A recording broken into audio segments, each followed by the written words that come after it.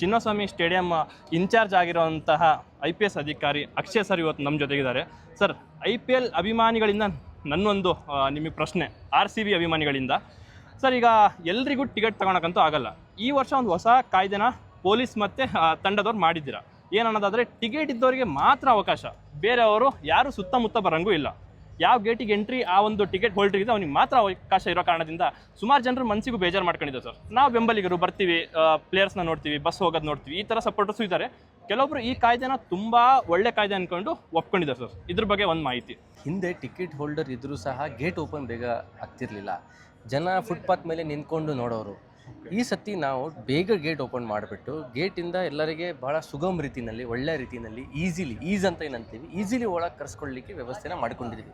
ಒಳಗಡೆ ಬಂದ ಮೇಲೆ ಸಹ ನೀರಿನ ವ್ಯವಸ್ಥೆ ಆಗಲಿ, ಬೇಸಿಕ್ ಸ್ಕ್ರೀನ್ ಎಲ್ಲ ನೋಡೋದಾಗಲಿ, ಅದೆಲ್ಲ ಭಾಳ ವಿಸ್ತೃತವಾಗಿ ವಿಶಾಲವಾದಂಥ ಸೆಟಪ್ ಮೂಲಕ ಅವರನ್ನು ಬರಮಾಡ್ಕೊತಾ ಇದ್ದೀವಿ.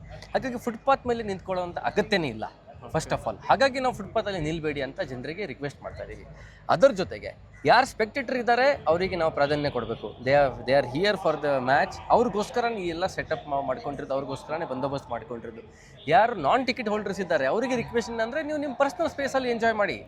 You can see it on social ಮೀಡಿಯಾನಲ್ಲಿ ನೋಡ್ಬೋದು, ಅಥವಾ you can go to live screening ಇರ್ತದೆ, ಅಥವಾ ಮನೆಯಲ್ಲಿ ಕುತ್ಕೊಂಡು ನಿಮ್ಮ ಫ್ರೆಂಡ್ಸ್ ಜೊತೆಗೆ, ಫ್ಯಾಮಿಲಿ ಜೊತೆಗೆ ಮ್ಯಾಚನ್ನು ಎಂಜಾಯ್ ಮಾಡಿ ಅನ್ನೋವಂಥದ್ದು ನಾವು ಕೇಳ್ಕೊತಾ ಇದ್ದೀವಿ ಅವರಿಗೆ. ಇನ್ನೊಂದು, ನಮ್ಮ ಫುಟ್ಪಾತ್ ಏನಿರೋದು ಇಟ್ಸ್ ನ್ಯಾರೋ ಏರಿಯಾ. CBD-ನಲ್ಲಿ ಇದ್ದೀವಿ, ನ್ಯಾರೋ ಫುಟ್ಪಾತ್ಸ್ ಇವೆ. ಆ ನ್ಯಾರೋ ಫುಟ್ಪಾತಲ್ಲಿ ಸಾಮಾನ್ಯ ಜನರು ಓಡಾಡಬೇಕು, ಟಿಕೆಟ್ ಇರೋರು ಇರಬೇಕು. ಅದ್ರ ಜೊತೆಗೆ ನಾನ್ ಟಿಕೆಟ್ ಹೋಲ್ಡರ್ಸು ಎಲ್ಲ ಕನ್ಫ್ಯೂಷನ್ ಅವಾಯ್ಡ್ ಮಾಡೋಕ್ಕೋಸ್ಕರ ನಾವು ಇದನ್ನು ಮಾಡಿದ್ದೇವೆ.